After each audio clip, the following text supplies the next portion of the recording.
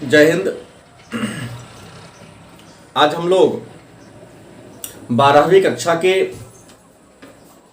लिए अर्थशास्त्र विषय के चैप्टर नंबर 1 पर चर्चा करेंगे। अर्थशास्त्र चैप्टर नंबर 1 जिसका नाम है व्यष्टि या सूक्ष्म अर्थशास्त्र एक परिचय। मतलब जैसा कि आप सब जानते हैं कि अर्थशास्त्र आर्थिक क्रियाओं का, मानव क्रियाओं का अध्ययन करने वाला एक विषय है। अर्थशास्त्र मानव क्रियाओं का या मानव के आर्थिक क्रियाओं का अध्ययन करने वाला एक विषय है और अध्ययन की सुविधा के दृष्टिकोण से अर्थशास्त्र को 2 वर्गों में बांटा गया है। एक का नाम है सूक्ष्म अर्थशास्त्र और दूसरे का नाम है व्यापक अर्थशास्त्र, अंग्रेजी में माइक्रो इकोनॉमिक्स। सूक्ष्म अर्थशास्त्र मतलब माइक्रो इकोनॉमिक्स और व्यापक अर्थशास्त्र मतलब मैक्रो इकोनॉमिक्स। 12वीं कक्षा में अर्थशास्त्र विषय के 2 खंड हैं। इसके खंड अ में माइक्रो इकोनॉमिक्स मतलब सूक्ष्म या व्यष्टि अर्थशास्त्र के बारे में जानना है और इसके खंड ब में व्यापक या मैक्रो इकोनॉमिक्स के बारे में पढ़ना है। तो सबसे पहले खंड अ ही हम लोग शुरू करेंगे और इसके पहले चैप्टर का नाम है सूक्ष्म अर्थशास्त्र एक परिचय, मतलब माइक्रो इकोनॉमिक्स के बारे में हम यहां चर्चा करेंगे। सबसे पहले जानेंगे अर्थशास्त्र है क्या।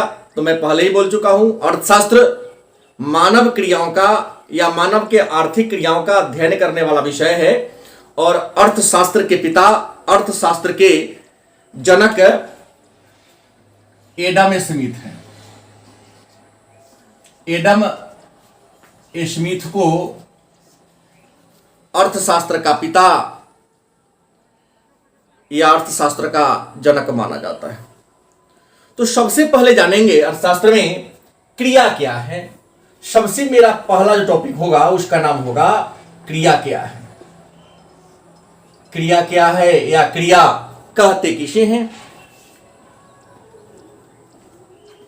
तो मानव अपने जीविकोपार्जन के लिए, मानव अपने जीविकोपार्जन के लिए जो कुछ करता है, जो काम करता है, मानव के उसी काम को क्रिया कहते हैं। मानव अपने जीविकोपार्जन के लिए, अपने जीविका के लिए कुछ न कुछ अवश्य करता है। मानव के उसी काम को हम क्रिया कहते हैं। फिर क्रिया की बात करें तो क्रिया 2 प्रकार की होती हैं। ये जो मानव की क्रियाएं हैं, इन क्रियाओं को 2 वर्गों में बांटा गया है। एक का नाम है आर्थिक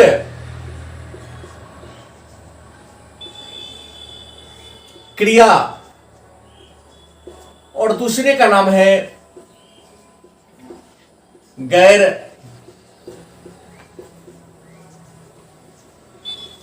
आर्थिक क्रिया।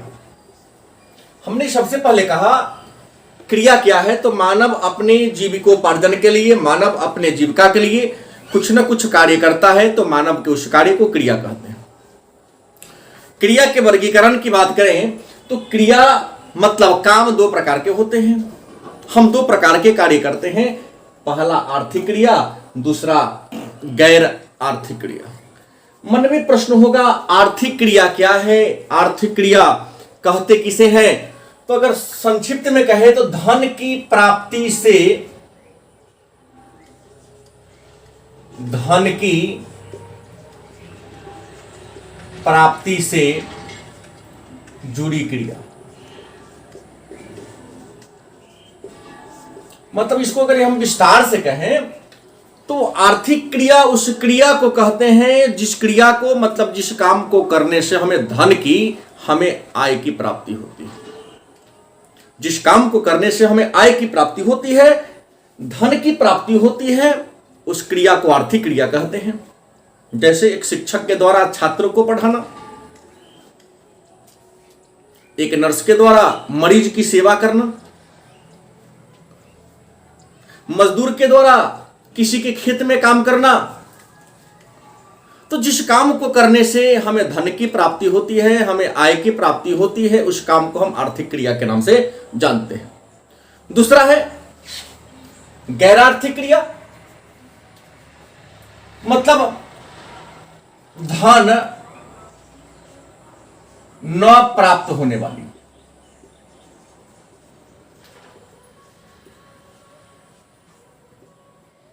मतलब कुछ ऐसी भी क्रियाएं हैं, कुछ ऐसे भी काम हैं जिस काम से हमें धन की प्राप्ति नहीं होती है, हमें आय की प्राप्ति नहीं होती है, तो उस क्रिया को हम गैर आर्थिक क्रिया के नाम से जानते हैं। मतलब वह क्रिया जिससे हमें धन की, जिससे हमें आय की प्राप्ति नहीं होती है, उस क्रिया को हम गैर आर्थिक क्रिया के नाम से जानते हैं। जैसे एक पिता के द्वारा अपने बच्चों को पढ़ाना, एक माता के द्वारा अपने बच्चों या अपने परिवार के सदस्यों की देखरेख करना। क्रिया तो हो रही है, काम तो हो रही है, लेकिन यहां पर आय धन का अर्जन नहीं हो रहा है। तो काम करते हैं, लेकिन काम को करने से हमें धन की, हमें आय की प्राप्ति नहीं हो, तो ऐसी क्रिया को हम गैर आर्थिक क्रिया के नाम से जानते हैं। ये जो अब आर्थिक क्रिया है, इस आर्थिक क्रिया को हम 4 वर्गों में बांटते हैं। आर्थिक क्रिया के 4 वर्ग हैं। आर्थिक क्रिया के 4 प्रकार हैं। आर्थिक क्रिया के 4 वर्ग है। पहला है उपभोग,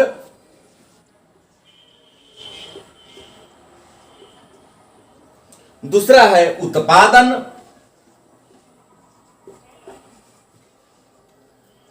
उपभोग, उत्पादन, विनिमय, निवेश।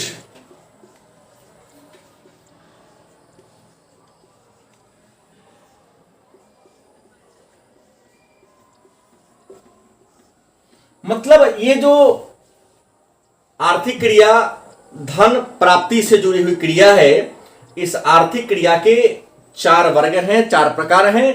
पहला उपभोग, दूसरा उत्पादन, तीसरा विनिमय, चौथा है निवेश। अब मन में प्रश्न होगा, उपभोग मतलब कंजप्शन। उपभोग मतलब कंजप्शन। उपभोग क्या है? उपभोग किसे कहते हैं? तो कहता है उपभोग उस आर्थिक क्रिया को कहते हैं, या उपभोग एक आर्थिक क्रिया है। उपभोग क्या है? तो उपभोग वह आर्थिक क्रिया है जिसमें व्यक्ति के व्यक्तिगत या सामूहिक आवश्यकताओं की पूर्ति होती है, या यूं कहें कि एक व्यक्ति अपने आवश्यकताओं की पूर्ति के लिए जिन वस्तु या सेवा का उपयोग करता है, जिन वस्तु या सेवा का प्रयोग करता है और प्रयोग करके उस वस्तु या सेवा के उपयोगिता को नष्ट कर देता है, खत्म कर देता है, उसे हम कहेंगे उपभोग। जैसे मैं एक शिक्षक हूं, शिक्षक के रूप में पढ़ाने के तौर पर इस व्हाइट बोर्ड पर मैं मार्कर का प्रयोग कर रहा हूं। तो मार्कर का मैं प्रयोग कर रहा हूं, तो मार्कर में उपयोगिता क्या? लिखना। मार्कर से जो मैं लिख रहा हूं, यह लिखना मार्कर की उपयोगिता है। लेकिन जितना हम मार्कर से लिखते जाएंगे, मार्कर का जो इंक है वह इंक धीरे धीरे क्या होगा? खत्म होता जाएगा।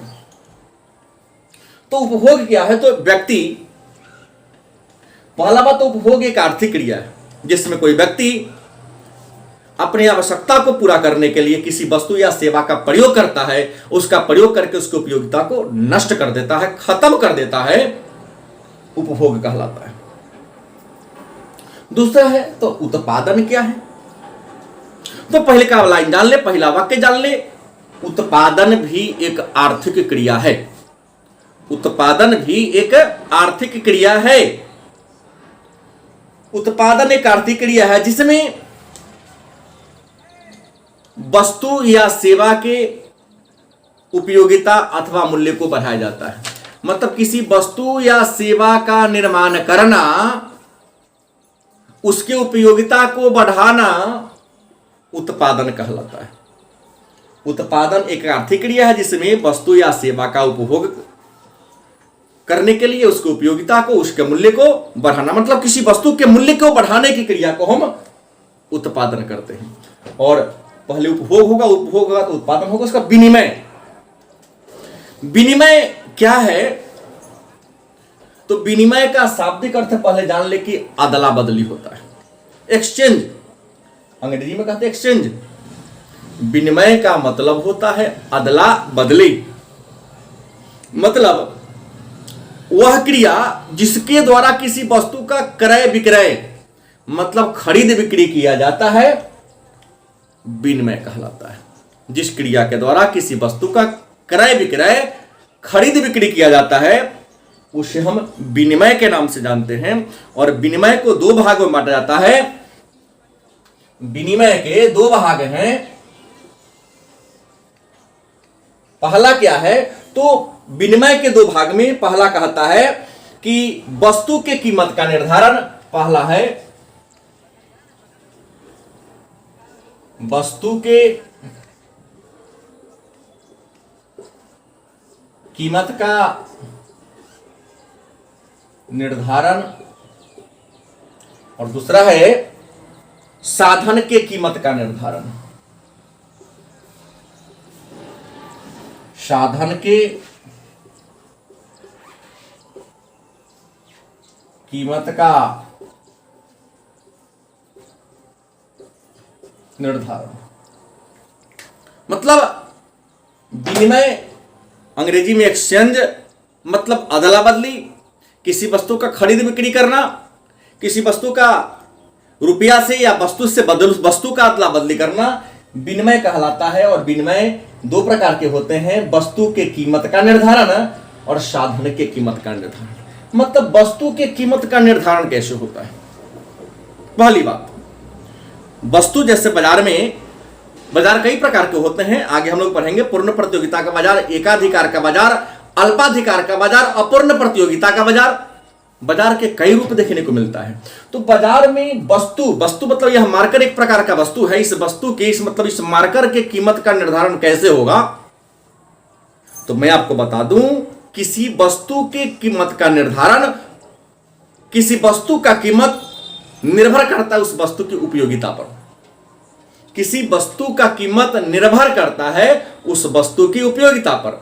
जैसे मार्कर की बात करें तो दो प्रकार के मार्कर होते हैं, जैसे एक है, और एक और हम मार्कर दिखाते हैं। मार्कर जो हमारे मार्केट में उपलब्ध है हर जगह, जो आसानी से, ऐसे अन्य भी प्रकार हो सकते हैं, लेकिन दो प्रकार के मार्कर हमारे मार्केट में उपलब्ध है वर्तमान समय में, एक ये वाला और एक ये वाला। दोनों से हम लिखने का काम करते हैं, लेकिन इसका मूल्य 6 रुपीज है, इसका मूल्य 25 रुपीज है। मतलब इसका मूल्य 25 रुपया, इसका मूल्य 6 रुपया। तो आखिर प्रश्न होता है कि वस्तु के कीमत का निर्धारण, इसका कीमत 6 रुपया क्यों है, इसका कीमत 25 रुपया क्यों है? तो निर्भर करता है उपयोगिता पर। हमें इस वाले मार्कर से 6 रुपया के बराबर उपयोगिता मिलती है, 6 रुपया के बराबर हमें लाभ मिलता है, अतः इसका दाम 6 रुपया है।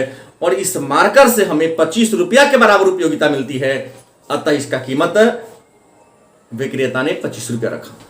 तो या हम 25 रुपया देते हैं क्योंकि 25 के बराबर उपयोगिता मिलती है। तो वस्तु के कीमत का निर्धारण कैसे होता है? तो वस्तु के उपयोगिता के द्वारा। उस वस्तु में कितनी उपयोगिता है उसके द्वारा वस्तु के कीमत का निर्धारण, चाहे जो भी बाजार हो, पूर्ण प्रतियोगिता का बाजार हो, एकाधिकार का बाजार हो, अल्पाधिकार का बाजार हो, तय होता है। दूसरा, साधन की कीमत का निर्धारण। साधन कहते किसे हैं? तो भाई किसी वस्तु का जब हम निर्माण करते हैं तो वस्तु को बनाने में कई चीजों की जरूरत होती है। जैसे कि मार्कर का हम निर्माण किए तो मार्कर को बनाने के लिए हमें कई चीजों की जरूरत पड़ती है। तो जिन जिन चीजों की हमें जरूरत पड़ती है वह साधन हुआ। जैसे वस्तु को बनाने के लिए हमें लेबर चाहिए, कच्चा माल चाहिए, जमीन चाहिए जहां पर कारखाना को लगा सकें। तो जमीन लेंगे तो जमीन को लगान देना पड़ेगा, भवन लेंगे तो भवन का किराया देना पड़ेगा, मजदूर काम करेगा तो उसको मजदूरी देनी पड़ेगी, और जो कारखाना को लगाएगा वह साहसी होगा तो साहसी को पुरस्कार देना होगा। तो प्रश्न है साधन की कीमत का निर्धारण कैसे हो? तो भाई साधन की कीमत का निर्धारण साधन के उपयोगिता के द्वारा ही दिया जाता है। और अंतिम है निवेश, इन्वेस्टमेंट। तो निवेश क्या है? तो निवेश वह आर्थिक क्रिया है जिसमें भविष्य में, निवेश वह आर्थिक क्रिया है जिसमें हम भविष्य में किसी वस्तु का निर्माण करने के लिए अपने पूंजी को लगाते हैं, ताकि यहां पर पूंजी लगाएंगे तो भविष्य में हमें अधिक से अधिक क्या होगा? लाभ होगा। तो हमने यहां पर चर्चा किया क्रिया, क्रिया का वर्गीकरण और आर्थिक क्रिया के प्रकार, यहां तक हमने चर्चा किया। अब एक छोटा सा टॉपिक और पढ़ेंगे, उसके बाद इसके बचे हुए पाठ को कल पढ़ेंगे। दूसरा बात पढ़ेंगे अर्थशास्त्र की आर्थिक क्रिया के वर्गीकरण। एक और पढ़ लेते हैं, आर्थिक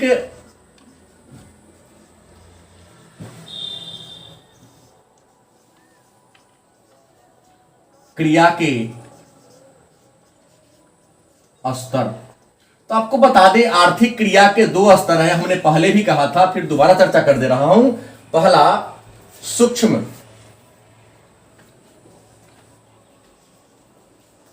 सूक्ष्म आर्थिक विश्लेषण,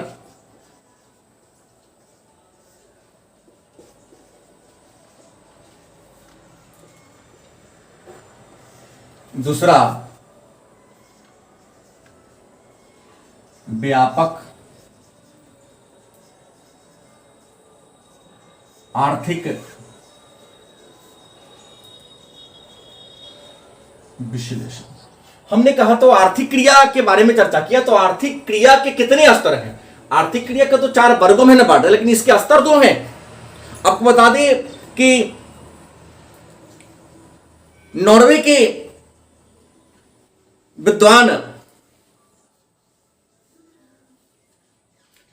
एक विद्वान थे, नॉर्वे, जिनका नाम था रैगनर फ्रिश। रैगनर फ्रिश जो नॉर्वे के एक विद्वान थे, नॉर्वे के एक अर्थशास्त्री थे, इन्होंने आर्थिक क्रिया को 2 वर्गों में बांट दिया। पहला सूक्ष्म आर्थिक विश्लेषण, दूसरा व्यापक आर्थिक विश्लेषण। तो हम जान लें कि सूक्ष्म आर्थिक विश्लेषण क्या है, व्यापक आर्थिक विश्लेषण क्या है, फिर इसके बाद हम लोग आगे की चर्चा करेंगे। तो सूक्ष्म आर्थिक विश्लेषण क्या है, मतलब सूक्ष्म अर्थशास्त्र क्या है, व्यापक आर्थिक विश्लेषण क्या है, मतलब व्यापक अर्थशास्त्र क्या है। तो सूक्ष्म आर्थिक विश्लेषण वह आर्थिक क्रिया है या अर्थशास्त्र की वह शाखा है। सूक्ष्म आर्थिक विश्लेषण या सूक्ष्म अर्थशास्त्र अर्थशास्त्र की वह शाखा है जिसमें अर्थव्यवस्था के छोटे छोटे चरों का, जिसमें अर्थव्यवस्था के छोटे छोटे चरों का अध्ययन किया जाता है, सूक्ष्म आर्थिक विश्लेषण कहलाता है। दूसरा व्यापक आर्थिक विश्लेषण क्या है, तो आपका उत्तर होगा व्यापक आर्थिक विश्लेषण या व्यापक अर्थशास्त्र या मैक्रो इकोनॉमिक्स आर्थिक विश्लेषण की या अर्थशास्त्र की वह शाखा है जिसमें किसी अर्थव्यवस्था के बृहत इकाइयों का, बड़ी बड़ी इकाइयों का अध्ययन किया जाता है, जैसे राष्ट्रीय आय, राष्ट्रीय व्यय, राष्ट्रीय निवेश, राष्ट्रीय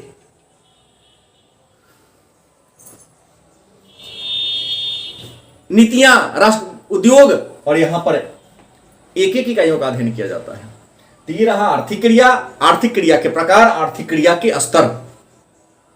अब अर्थशास्त्र की विषय सामग्री और अर्थशास्त्र की प्रकृति के बारे में चर्चा हम लोग कल के क्लास में करेंगे। तब तक के लिए धन्यवाद।